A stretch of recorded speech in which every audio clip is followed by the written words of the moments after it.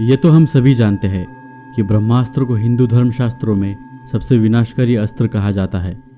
यह इतना शक्तिशाली होता है कि इसके चलने मात्र से पृथ्वी और तमाम ग्रहों पर भूकंप आ जाता है। ब्रह्मास्त्र की बात करें तो इसका उपयोग हमें रामायण और महाभारत में मिलता है। इस शस्त्र को ब्रह्मा जी ने बनाया था। इसके बारे में कहा जाता है कि यह शस्त्र खुद ही अपनी ऊर्जा प्रकट करता था और उस ऊर्जा से विनाश करता था। हिंदू धर्मशास्त्रों की बात करें तो ब्रह्मास्त्र से भी ज़्यादा घातक, विनाशकारी और शक्तिशाली 3 अस्त्र है जो केवल एक बार प्रयोग में आते थे। इन अस्त्रों को जो भी प्रयोग करता था वह केवल एक बार ही प्रयोग कर सकता था। रामायण और महाभारत में 1000 से ज़्यादा शस्त्र उपयोग किए गए थे। ये सभी शस्त्र अपने आप में बेहद विनाशकारी और घातक थे। वैसे तो लोग ब्रह्मास्त्र को सबसे घातक और विनाशकारी अस्त्र मानते हैं, पर ब्रह्मास्त्र से कई गुना भयानक और विनाशकारी 3 शस्त्र ऐसे थे जो पल में ब्रह्मांड को भी तबाह कर देते थे। आइए जानते हैं कि वह 3 अस्त्र कौन से थे। नमस्कार दोस्तों, और हिंदू सत्व में आपका स्वागत है। ब्रह्मशीर्ष अस्त्र। सनातन ग्रंथों की बात माने तो ब्रह्मास्त्र ब्रह्मा जी के एक मुख को प्रदर्शित करता था। वही ब्रह्मशीर्ष अस्त्र भगवान ब्रह्मा के सभी सिरों को प्रदर्शित करता है।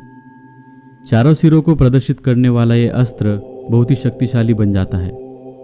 ब्रह्मास्त्र से 4 गुना ज्यादा शक्तिशाली यह अस्त्र ब्रह्मास्त्र से 4 गुना ज्यादा विनाश फैला सकता था।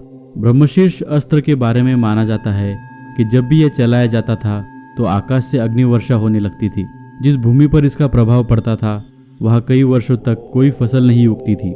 इसलिए जब भी इस शस्त्र की प्रयोग की बात आती थी तो बहुत सोच समझकर इसका प्रयोग किया जाता था।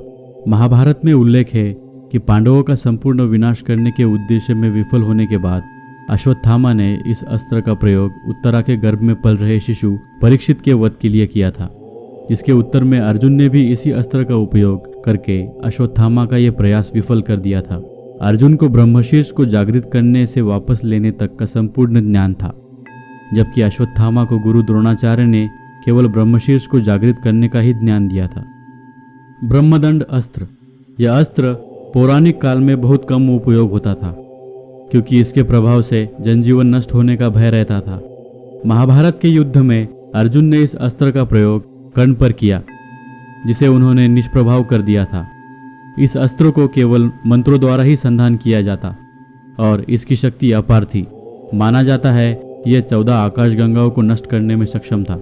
यह अस्त्र इतना शक्तिशाली था कि ब्रह्मास्त्र एवं ब्रह्मशीर्ष अस्त्रों को भी प्रभावहीन कर देता। इसका उल्लेख हमें रामायण में मिलता है। नारायणास्त्र। नारायणास्त्र भगवान विष्णु का अस्त्र है, जिसे वह असुरों के वध करने के लिए प्रयोग करते हैं। यह बहुत ही ज्यादा शक्तिशाली और विनाशकारी है। इसकी शक्ति असीम है, इसलिए इसे कोई भी साधारण व्यक्ति संभाल नहीं सकता। कहा जाता है कि यदि नारायण का एक बार प्रयोग हो जाता था तो इसे कोई भी शक्ति रोक नहीं पाती थी। नारायणास्त्र को यदि कोई एक बार चला देता तो यह किसी भी प्रकार से शत्रु का वध करके ही वापस आता था। महाभारत में द्रोणाचार्य के वध का समाचार अश्वत्थामा को मिलता है, तो प्रतिशोध में इसी अस्त्र को पांडवों पर चला देता है। इसे रोकना असंभव है, इसलिए तब भगवान कृष्ण ने इसे शांत करने के लिए सभी को अपने अस्त्र और शस्त्रों को रखने के लिए कहा और इस अस्त्र के प्रति समर्पण होने का निर्देश दिया। इस अस्त्र को केवल समर्पण भाव से ही रोका जा सकता था। अगर इसे रोकने के लिए कोई गलती से दूसरा अस्त्र चला दे तो भयंकर विनाश निश्चित था। साथ में यह अस्त्र उसका भी विनाश कर देता था।